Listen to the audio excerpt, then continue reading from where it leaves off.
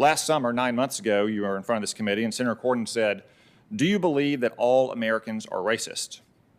You replied, "Yes, I think that we all have implicit biases and racial biases. Yes, I do." So, Ms. Gupta, I ask you, against which races do you harbor racial bias?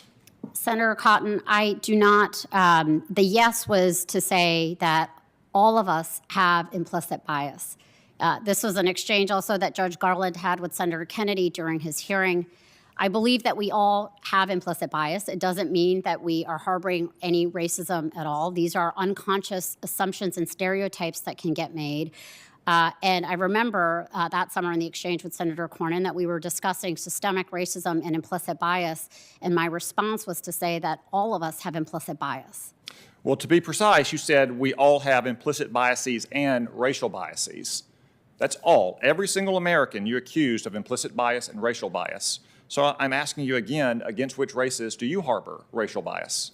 I am quite aware that I know that I hold stereotypes that I have to manage. I'm a product of my culture. I'm a product, it's part of the human condition. I believe that, one of the reasons I believe that all of us are able to manage implicit bias, but only if we can acknowledge our own. And I am not above anyone else in that matter. I think implicit bias is something that is part of the shared human condition.